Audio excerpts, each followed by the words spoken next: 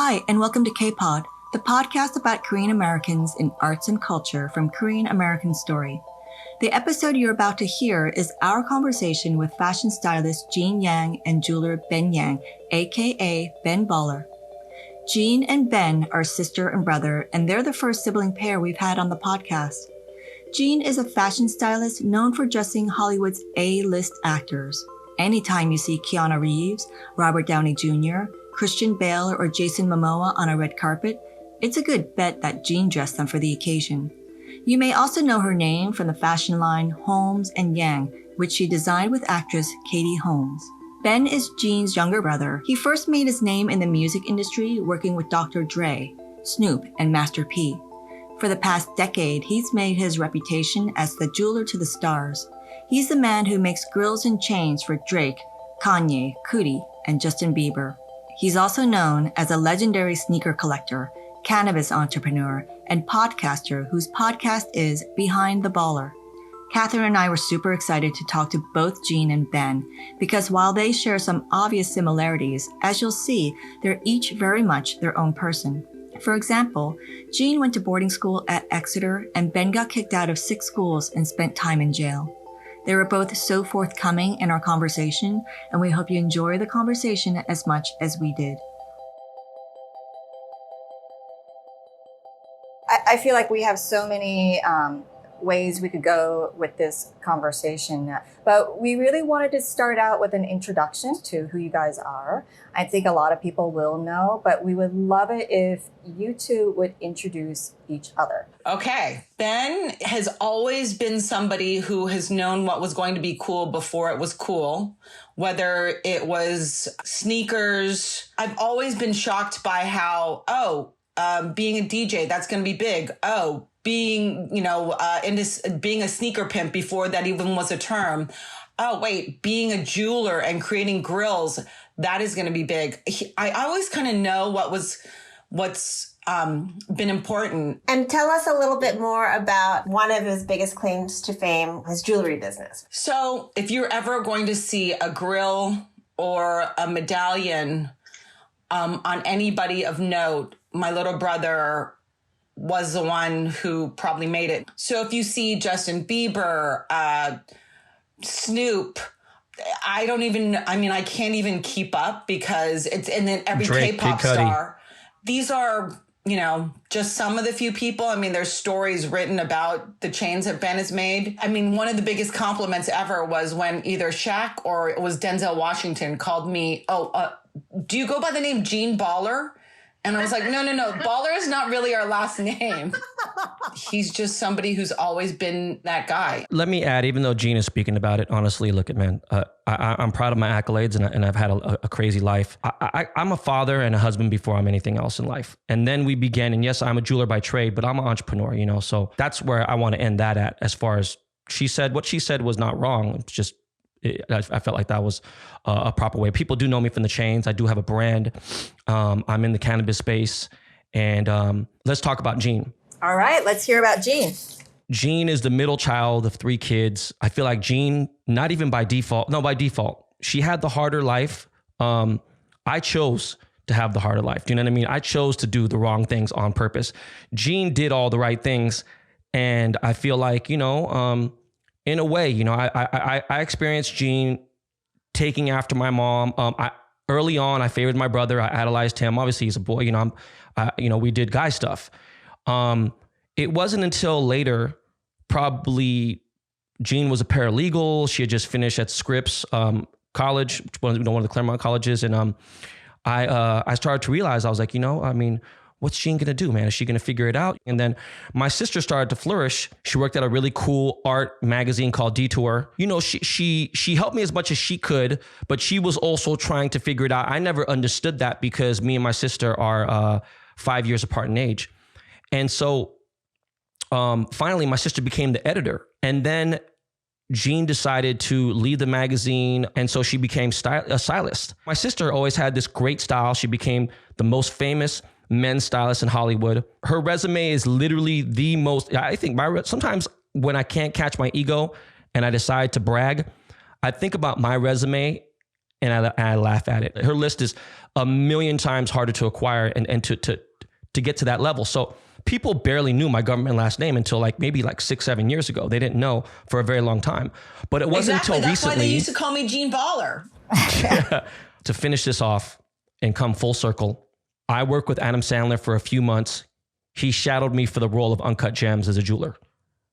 And as he shadowed me, he was already my sister's client and my sister was dressing him. Through that entire time, I never mentioned his name. I never mentioned her name. I never mentioned, and I thought that when people say, oh man, all you do is boast and brag and blah, blah. And I'd be like, motherfucker, it's not bragging if you're telling the truth. And tell you the truth, I really understood how much I had to protect my brand and me as a person who I was. And I think that impressed Adam even 10 times more when they had a conversation, Jeanne and Adam had a conversation, that I was her brother. And no, it at was that actually point, Ben. It actually was Adam was doing a concert. Paul Thomas Anderson was shooting it, and Justin Bieber had come to visit. And Justin looked at me and was like, "Wait, do I know you?" And I'm like, "Oh yeah, we did the Vanity Fair cover."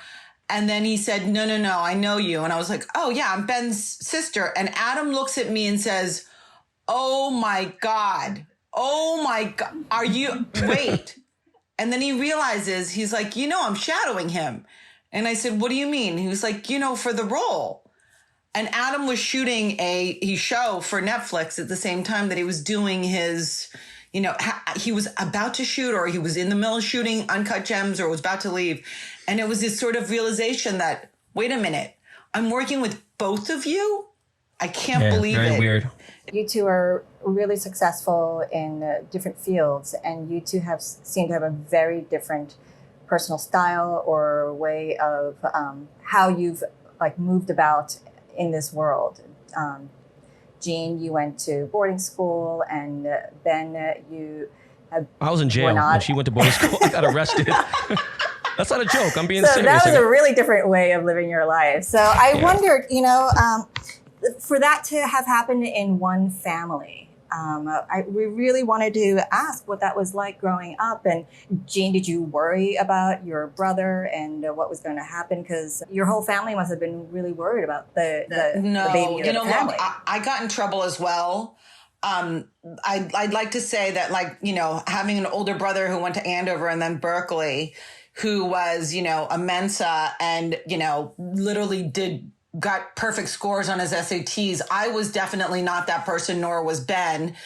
I mean, we were both definitely somewhat worried. And I'd like to think that we come from really hardworking stock. I mean, that's the thing. Both Ben and I have to say we both know how to hustle. And ultimately, that is the reason why we are where we're at. Because if there's, somebody requesting a 12-hour day of you, both Ben and I will do probably 20 hours.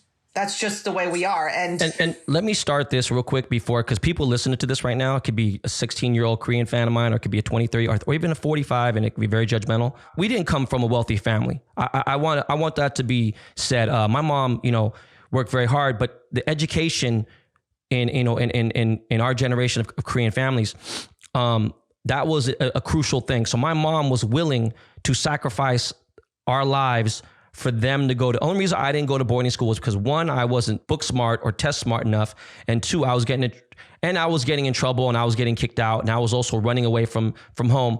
So it's totally different. But what I'm getting at is I wanted to stop real quick and understand. People say, wait a second, Andover, hold on, what the fuck? This is crazy. No, we didn't come from that. It was, but I want people to understand that, because then they think like, hey man, they can get it misconstrued of my upbringing, and that was not it whatsoever at all. Can you tell us about your family's immigration story?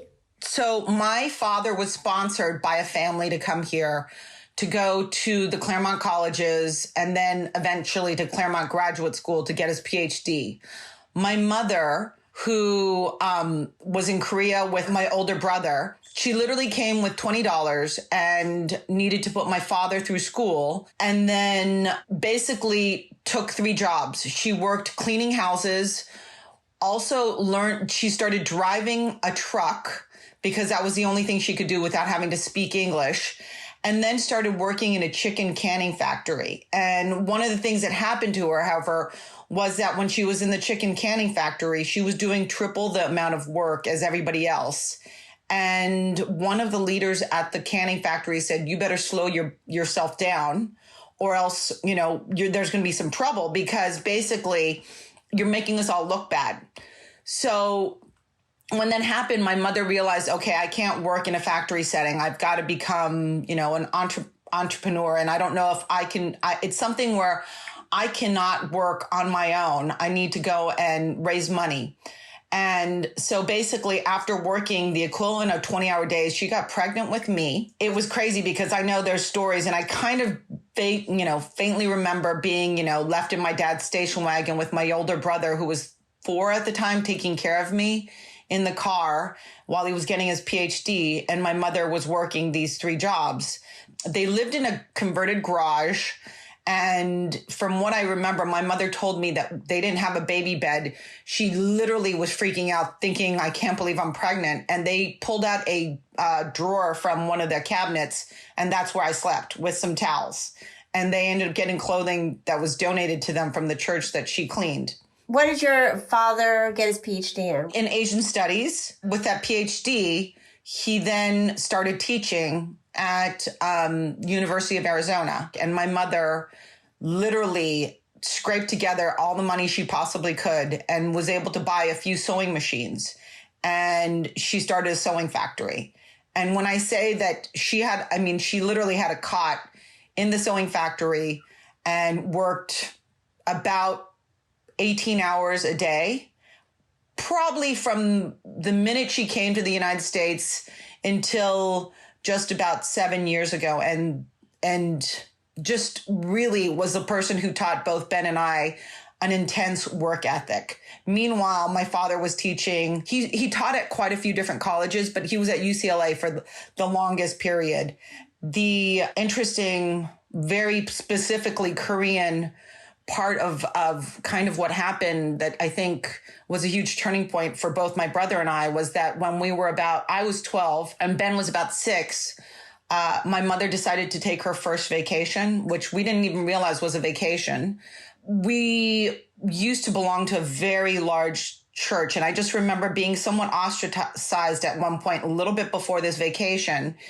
And we realized that my father, along with being a professor, was one of the first people to go to North Korea. In fact, I think he was the first man to ever go to North Korea from the South, that had been in the South or had been from a non-communist country. And at the time, there was such opposition to doing something like that. But he really just wanted to find his mother and sisters because he was a young boy during the war and had been separated from them. And then when we were 12, I remember being on this vacation and thinking, what is going on? We were having a great time in Denmark. And then in the middle of the night, we were driven through through the Berlin Wall. And we were told, don't speak any English. Don't talk, period. We found your mother's twin that she was separated at birth from, because during the Korean War, grandma could only grab your uncle and your mother and left her twin sister with her mother. Identical twin. And you're going to meet her and your grandmother in East Berlin, in the North Korean consulate. And I think it was, in as much as it was like a wonderful, we basically all cried for 4 days. And then went, we went through the rest of Europe, basically shell-shocked to know that, oh my gosh, my mother has a twin sister. Quick, I'm so sorry, Jeanne. Let me just tell you why this is such a weird, iconic time, and your timeline's a little off, and I have to just, and it's important to me. This was 1981, so I was 8 years old. I don't know how old you were there. So I was 8, and the crazy part about this is we were in London on the day of the royal wedding, Prince Charles and Princess Diana. You're right. It was a royal wedding. That I remember. And we didn't come from a rich family again. This was something where my mom had worked so hard Never knew she had an identical twin sister. Didn't know anything.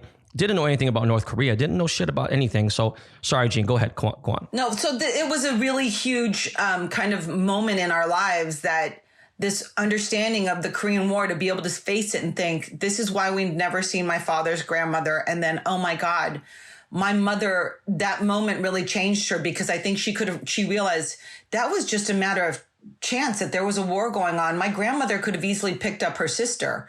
And shortly thereafter, my parents got divorced, because I think my mom felt like, I need to go and live my life, because who knows, I know for myself, I was in boarding school, but since my parents were divorcing, my parents said, we'd like you to come back and be in the States and take care of Ben, because my father was teaching, and taking care of Ben is like, that's like herding cats. It was just never going to happen.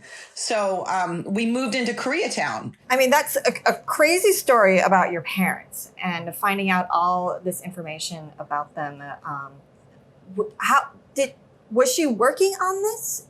Clearly in the background, reuniting with her sister. Is that how? My father was the one. He did a writing campaign to North Korea, who eventually relented and let him in, because in Korea, obviously, being a professor is a very high ranking, especially somebody who was teaching in American universities. They gave him a great deal of credit and thought, let's go ahead and this was when Kim Il-sung was still in power. This is how many years ago.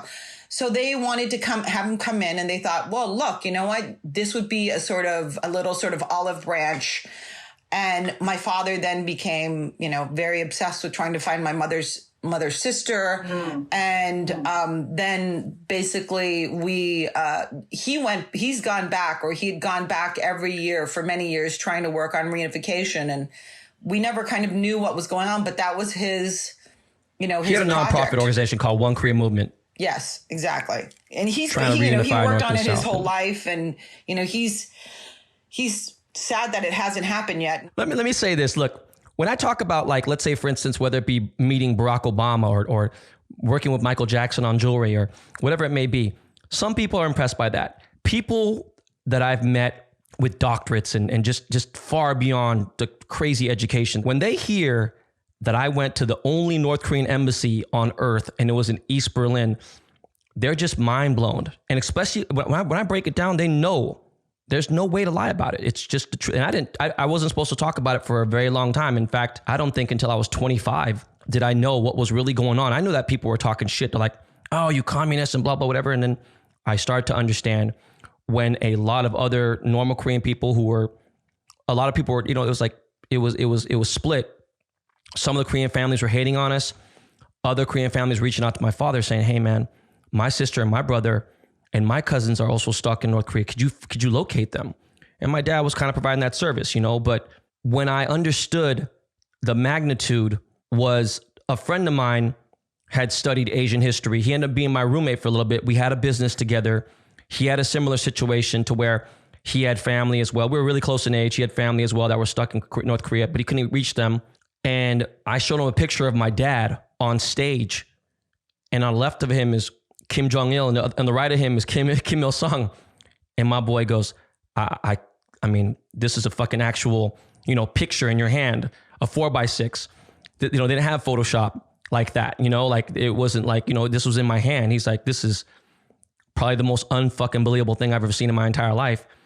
And I just understood. Like, I was like, damn, it's crazy. He had a bigger purpose, but I don't want to bash my dad, but yeah, it was crazy. Well, I know you don't want to bash your dad, but from hearing previous interviews with you, I know that it was very difficult, this divorce, right? And I'm curious if you could talk about that a little bit more, because it sounds like both of you grew up with such a strong sense of being Korean, obviously because he studied Asian history, Asian culture, and this whole experience reconnecting with family. So the Koreanness was very big in your life.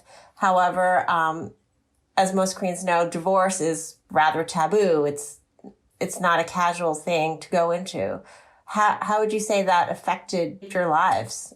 I honestly tell you the truth, I have no idea how my sister felt about it. I know how my brother felt about it. With me, the crazy thing about this interview now is that in the last month, in the last 2 months, in the quarantine, in the pandemic, I have realized how much that period of time right there fucked my life up to this day. And that my wife really thinks like, damn, man, you should really go see somebody. And I think a lot of your aggression and everything else. I'm like, look, man, part of that is being a Korean man. Nobody has a worse temper than a Korean man. There's no, I don't care how crazy a Chinese.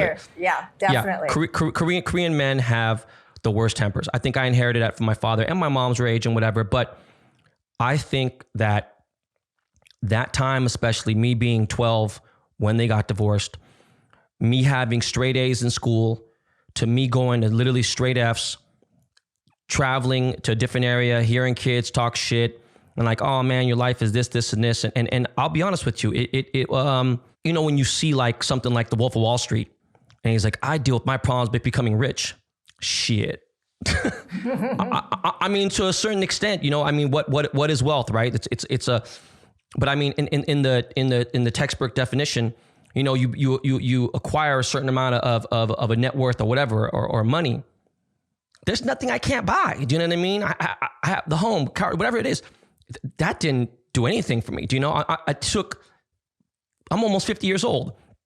It took a while for that to hit home, especially because I live in a materialistic, you know, superficial Hollywood world. It was, man, I wish Korean, you know, and this is funny because when I do speak to my Korean friends that are over 40, you know, I'll think about it like, man, there's no way you could even spank your kid today, man. You go to jail. And it's like, you know, they're going full blown with the, you know, with the spanking and the discipline and everything, and the force feeding of you know, we had Hanguk every Sunday, and just like, it was just crazy, you know? So like, I think that the divorce was just, man, it was like, wow, man. Cause you know, I really think about it now, me being a father and the way I'm a father now is totally opposite from how, because I don't want that to happen. I like to say me and my wife have a pretty good, you know, we have a really good marriage, and she's changed me a lot. She's very, very close with her family and everything else. But, you know, I miss having dinner in our home where we all ate together. That was a big thing. So when my brother left for school and my sister left, it was kind of like, it was a weird, I was a latchkey kid. When the divorce happened, it just messed me up. That's where I ran to the streets. Were you the only one left at home when the divorce happened? Yeah.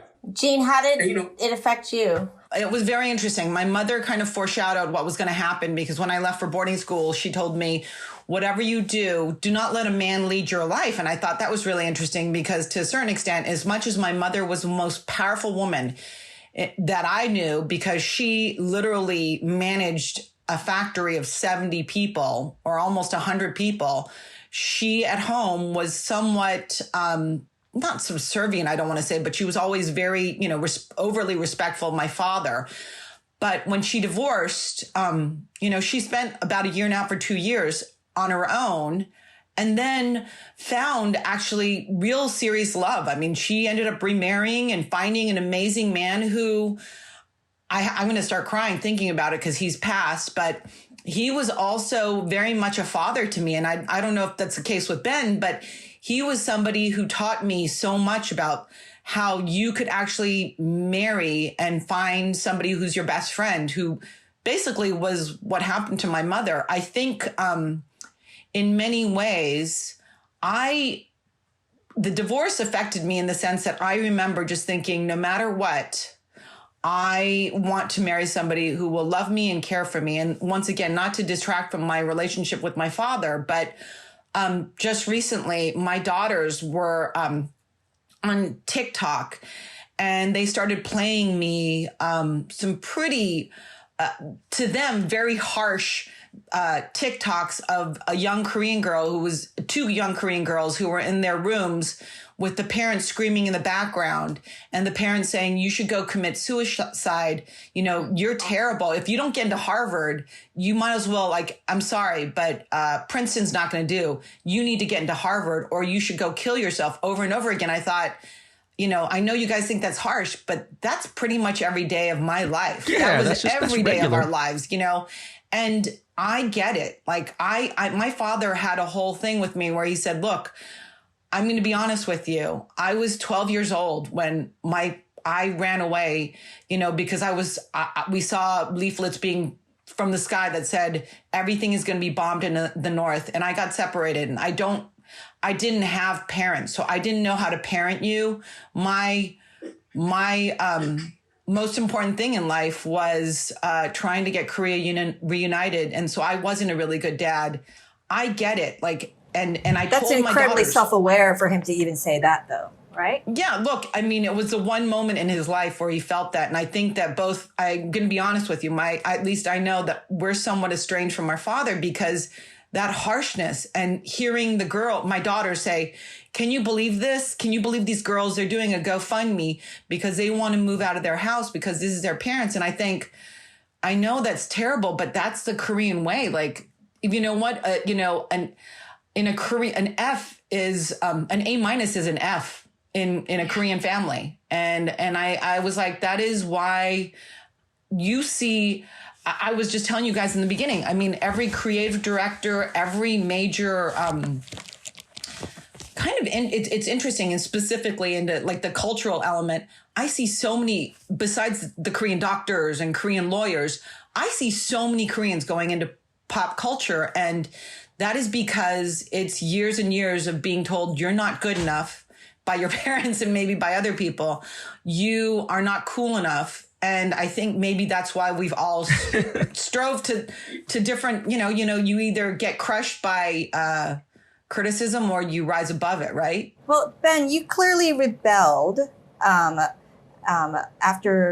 the divorce, and you said you went from straight A's to F's. So, I mean, it almost feels like that was a way of breaking out of that path. And it's kind of served you well, even though it must have been hard. I mean, it's crazy. I think about where I've been in my life, and I grew up amongst predominantly Asians as a little kid. And then when we went to Koreatown, I was only around Blacks and Latinos. With that said, I didn't share the same interests that a lot of Asian people did, with music and things like that. And I got into trouble. I got into gangs and that culture and everything else. My first time to Korea was late 2012. When I had went there, I had connected with every single one of I connected to the top, the apex of the K-pop, hip hop world. And I saw it from every aspect, and people were coming to my hotels. People were asking these enormous K-pop stars from Girls' Generation and from anything else, hey, can we come with you and go meet Ben Hyung? And can we come here? And I'm in Hongdae. I'm in Itaewon. And these people were coming to the lobby of the hotel to meet me. And it was just funny. And then I was like, do me a favor, man. Take me to the hood. Take me to where the gangsters are. Take me to where the real. Take me to where all the fucked up shit is. I want to see prostitution. I want to see I want to see the real gangsters. I want to meet them all. I go to the hood. I go check out everything else. They have the little flea markets and everything else. They have the old ajima that's saying selling pindeto on the street, and I'm just like, man, this is I love this shit. So seeing that and embracing it. And I see these kids, and I see some of these kids fucking up, see some of these kids getting in trouble. And I feel like I was in that first real generation of those kids getting in trouble in America. Of course, there's generations of gangsters in Busan, right? And that had, come from even during the Yakuza days and everything. But I'm talking about the Western, urban, hip hop element of the way we dress and the way we talk and the way we do things. And they adopted that very heavily. So, I see things and they're asking me questions and whatever. And then I go meet all these people and I kind of laugh. And I'm like, man, this is so fucking crazy, bro. I did all this shit and now this is it's gone over here to Korea. And I know it wasn't here before. And they, some of these guys even had asked, they had mentioned hey, man, we appreciate everything you've done for hip hop and, that you represented us and everything. And when I was in hip hop, I never even thought about Koreans. No offense to anything. It was nothing. It was mentioning that would only damage my credibility in the hip hop game, especially being an A&R and working with, Jay-Z on his first album and working with Dr. Dre and working with Tupac and people like that. But, I had a different life. And, when you see these people over there and then, for my mom to not really accept me until I became successful in a non-traditional way of not a doctor, not a lawyer, not a, something like that, or on Wall Street or whatever it may be. When she saw that, it changed my relationship with my mother, because I always respected her so much. She was my favorite. She was, to say, I'm sorry, you know, but me and my mom, she was everything to me, and she taught me how to hustle, and she taught me how to grind. And, you know, when I started visiting Korea more often, she started to realize that I was in the tabloids out there, and I was in the, I was on Naver, and I'd be trending, not necessarily for good reasons, you know what I mean? for getting in fights and shit and doing stupid things and fighting with like a 19-year-old girl. It's like, what the fuck? But my mom started to realize, hey man, you know, I want to go back to Korea, and I'd like to go back and you know, and do it, but I want to do it the right way. And meanwhile, I'm like, man, mom, you couldn't have hit me at a better. The thing is, our mom has only gone back a few times, and it was the first time she went back, even though she'd been divorced from my dad for like 10 or 15 years, she was interviewed by like the KCIA. She was detained for 24 hours, over 24 hours. Like that's one of the reasons why, if you can believe this, I have never been to South Korea. I have been to North Korea. I went to North Korea. I'm trying to think how many times, like once or twice, no, 2 or 3 times. Because of that, I've never been to South Korea. Every other kid, I mean, I don't know if you guys know about that new movie, that it's not a new movie, but the movie about the kids going to the Korean camp and learning Korean. I never did that. We didn't have that in our family because of my father's trips to North Korea, they would never send me to South Korea because God forbid I would go missing, or who knows, I'd be used. I think there was a worry. So that, and also the fact that my parents did want us to kind of learn Korean, but they didn't really ever want us to have an accent. So they never spoke to us in Korean. Mm-hmm. I was going to ask, do you, both of you speak a little, I'm sure. Very, I mean, Ben probably almost now more than me, because I did not, you know, I have to be, I'm going to be embarrassed to say this, but when I was much younger, and as Ben said, we grew up in a fairly Asian neighborhood in Monterey Park. And I will never forget a girl who moved from Japan, who was new and everybody thought was very cool. I will never forget one day her coming up to me and saying, oh, you know what? My mom says I can't be friends with you because you're Korean. Because Koreans are considered lower than dogs in Japan. And I remember thinking, are you kidding me? And I asked my parents about it. And, you know, I knew my grandmother spoke Japanese, and they said to me, well, you know, this is kind of how I learned about Korean history. And they said, oh, Korean, you know, the reason grandma speaks Japanese is that you would be beaten if you spoke Korean. Mm-hmm.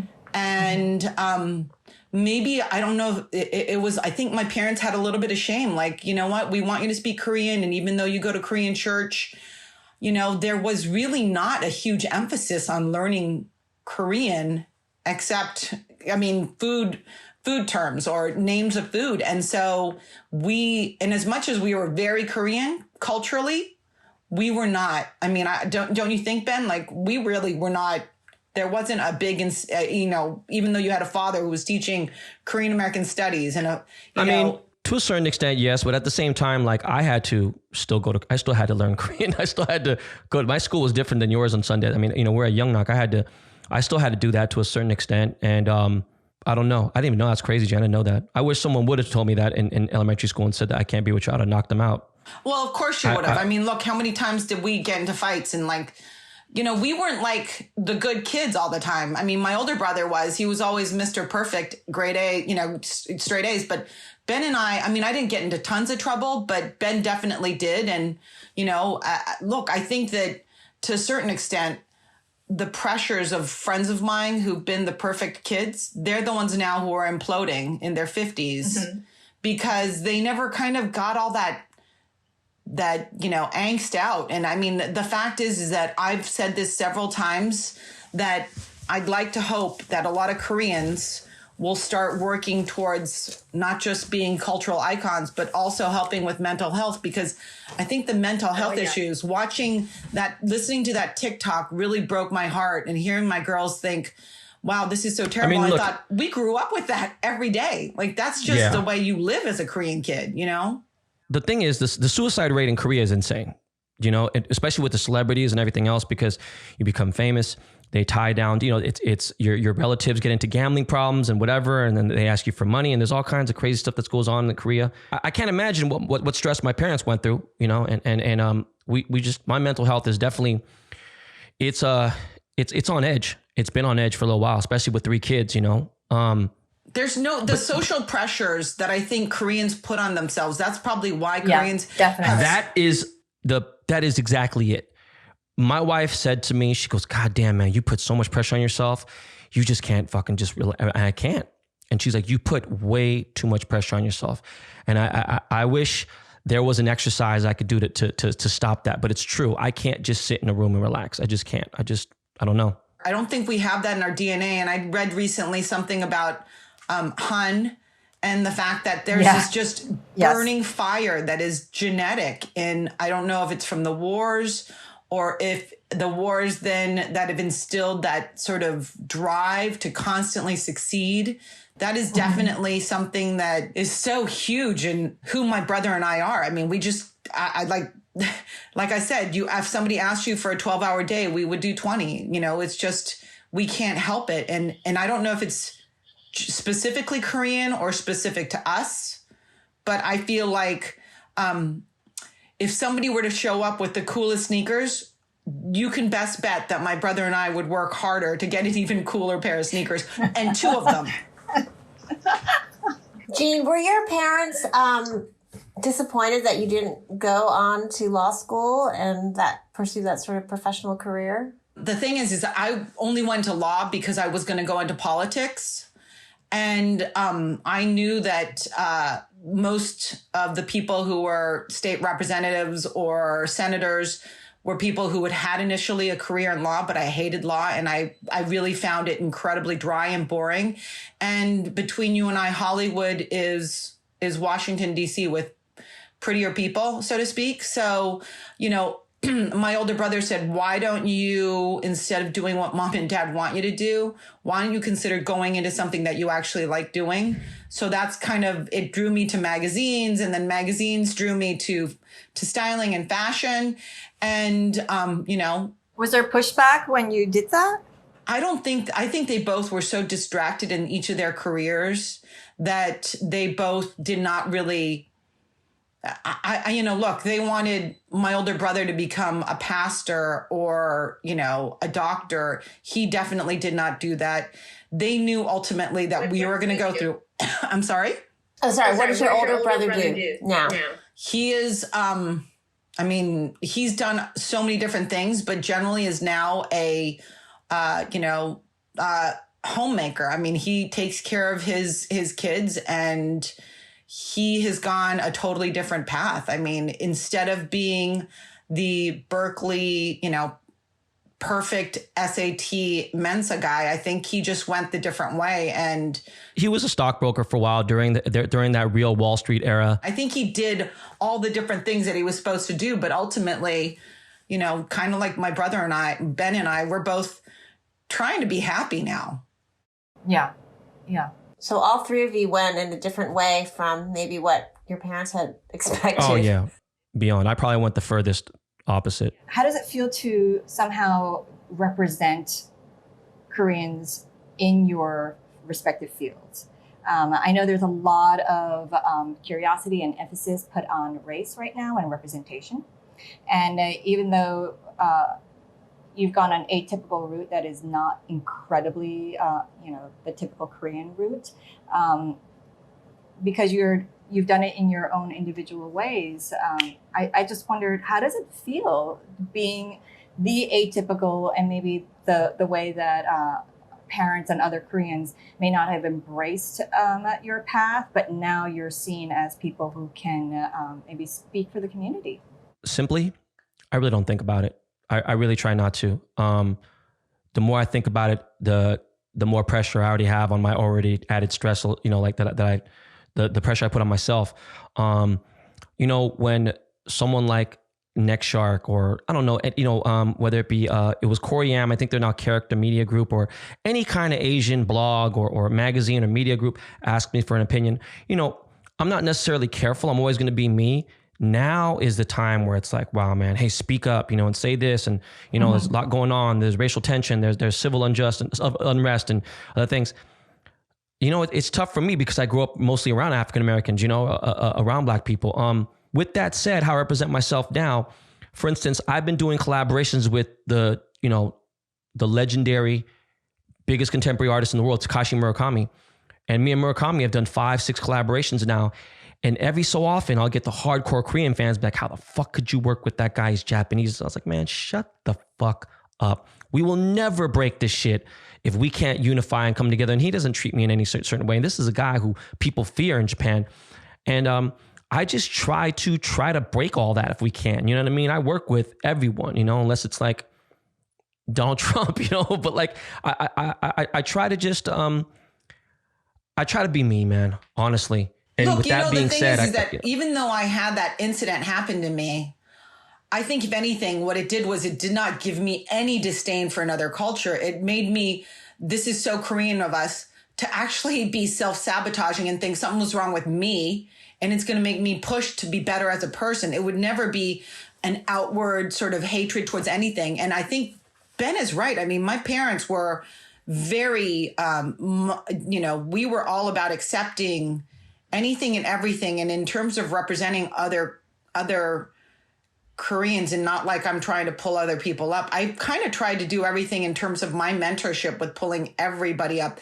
Being that, when you go to boarding school, I was the only, no, that's not true. There was quite a few Koreans that were there because, of course, higher education, there's always going to be Koreans. Mm-hmm. I just think that it's great for me to see Ben in a situation where it's an unconventional sort of, I can't tell you how many times I've had kids say to me, Ben represents us. It's so nice to see somebody, like, representation does matter. It took a while for me to embrace my Korean heritage in the full spectrum of it.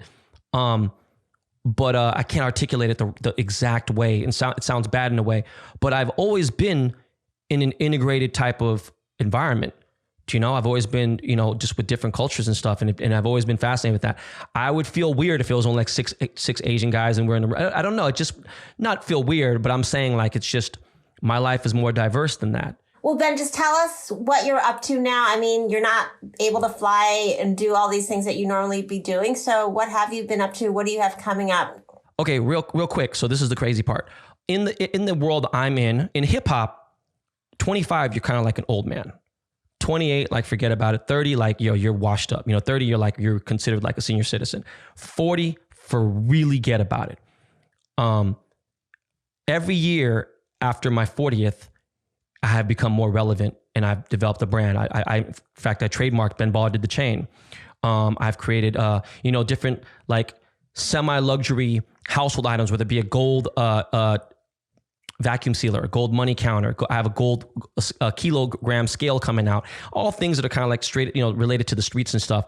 And, I do jewelry, I do certain things. And around 2017, I made a request. I said, hey, man, a custom job is $100,000 now. You have to pay 60, 70% down. It's non-refundable. And then we'll get it going. That right there, when I did that, I said, let's see what's that like? I got 21 bookings. So that's 21 months in advance. So I refunded 95% of all the money. I said, fuck this. I'm not doing this. I'm be depressed. So I changed it in 2019 to $250,000, a custom job minimum, 100% down. And that booked me till April 2021. So I currently am still booked till April 2021. After I finished April 2021, there is a good chance that I might really slowly walk away from jewelry. I have never been this busy in my entire life. Like I said, I went from doing 122 flights in 2019 to where in the pandemic and in this crazy time, I am a co-teacher. I'm an assistant teacher doing Zoom classes with my kids and 3 kids and doing that and being at home and making sure I have a special needs child. My oldest son is very highly allergic. He has a very severe respiratory illness. So this virus attacks him directly. This is specifically meant for him. He has spent 60% of his life living in a hospital. He's been in ICU twice. He's been on respirators. I can't even put that, anywhere near that. So with that said, it's crippled me from trying to even do the small outside business things. Even though I'm wearing an N95 mask, I am prepared. You don't know anybody. There's hospitals that don't have, we have a respirator here. You know what I mean? Like, I have everything you could think of. With that said, I started a new endorsement deal with Topps. It's a baseball card company. And they've been around for almost 70 years. And they created this new thing where artists design 20 of the greatest iconic baseball players in history. I've sold now 250,000 baseball cards with my name on it. And with that, with my royalties, that's my kids' college funds and everything else and whatever. So I've just been hustling. I have I had a world tour this year: Hong Kong, Seoul, New York, and Tokyo with Murakami. We were going to do 5 pieces of collaboration at his galleries, and that got obviously canceled. So we're trying to figure that out. I have a podcast now. I am in the top 40 every single week. It is a enormous deal that I have a professional podcast. In a perfect world, I would love to stop making jewelry on my 50th birthday and be done with it. Maybe, and I know this sounds crazy because my cousin just like not trying to hear it. He really isn't. But there's multi-millions of dollars that I have in equity in the company. And I would just, here, dude, take it. I don't want nothing to do with it. No offense, nothing wrong, nothing. I'm just, I can't anymore because my job becomes 2 a.m., 3 a.m., 4 a.m., 1 a.m., 6 a.m. There's somewhere in the world someone wants me to bug me about something, and I'm over it. So with that said, I'd like to have my brand partnerships that I have. I want to kind of slow down the partnerships after 50 as well. And I think I want a podcast until, who knows, 60, 65. And that's where I'm fully independent now. I haven't signed any deals. That's where I think that would carry me on to. Because I spend a lot of time with my kids, and I want to be a dad. I love this. I think it's great advice to know where you are and what you need, and just to be able to walk away and do that. Yeah, I gotta go, guys. All right, guys. bye, Ben. Thank you, guys. All right. Thank you. All Bye. right, bye. So, Jeanne, why don't you answer that? Really, it's the last question. Tell us a little bit about what you will be trying to work on during this time, or maybe a couple things about what you had planning to be doing these past few months that got canceled. Last year, I realized it was the first time in maybe 5 or 6 years I had 2 weekends off in a row. I think I did 75 days without a day off. So when this happened and I have daughters leaving for college, it has been probably the most amazing gift that I could ever receive, to have this time to spend with my kids. And it has given me an incredible chance to reassess a lot of what's gone on with my life. And the fact that I know I am a restless workaholic. And it has been, look, I was in the middle of a remodel. So I went in at the beginning of this, I started going crazy. I was literally losing my mind that I did not have 20 balls in the air that I was juggling. So to be able to then spend the time with my daughters, to have a chance to have dinner with them every night, to go in and, I know this sounds so ridiculous, but to go and organize things in the house and to have those moments of calm has really given me a reassessment. It's funny how life teaches you this sort of go and spend, savor those moments, and then not to have those opportunities has given me a great deal of pause. And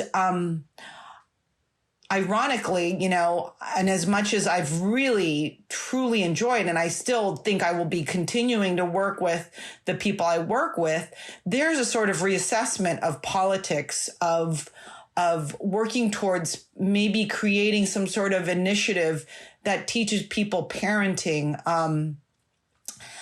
There is a sadness on my part, going through and seeing what's happening in the world right now, especially in the United States, feeling as though this is my adopted country, and yet to see how things could fall apart so quickly in terms of what's happening, I do feel a real serious, strong urge and calling towards not working towards the superficial, but towards something a little bit more significant, at least in terms of mental health or in terms of the political situation. So there's a part of me that feels as though maybe I need to go back towards taking advantage of my ability with which to speak to people and either do produce, or go into politics, because I feel as though I chose a path that was very financially lucrative, or good for me in terms of, yes, it gives me lots of followers on Instagram or it gives me notoriety, but I shouldn't be so selfish and I should do something. And I think a lot of people, this is the reset that this pandemic has done. It's maybe working towards helping other people. And so that's kind of what these last 4 or 5 months have done for me. In fact, I was talking to John Cho about this. Representation matters. And I know that at my daughter's girls' school, I said, I think it's really great that we have these young women working towards STEM. But if legislation makes it so that women only get 70 cents on the dollar, does it really matter that there's no laws that require that women are paid as equally? Or, recently speaking out about the racism that so many Asian Americans have suffered. If there's no legislation stopping what happens, or if you have a government right now that has incited a great deal of racial animosity, then it doesn't matter what we do in terms of selling a product or creating a brand. We need to do more than that. And we need to see more Asians in political positions such that we can make sure that we ensure the positions that we attain are kept that way. Or so that is kind of what I'm going through right now, honestly, is like a real sort of, I don't know if it's moral reckoning or a sort of midlife crisis about wanting to do something even bigger. Well, that ends on a very inspiring note for all of us. Thank you so much, Jeanne. Thank you. Thank you for listening to K-Pod. I'm your co-host, Juliana Sohn, and you can follow me on Instagram at Juliana_Sohn. Co-host Catherine Hong is at Catherine Hong 100. You can follow Jeanne Yang on Instagram at Jeanne Yang Style, and Ben Baller on Instagram at Ben Baller. Please follow K-Pod on Instagram at KPodPod. Our editor is AJ Valente. Our producer is Jessica Park. And our executive producer is H.J. Lee.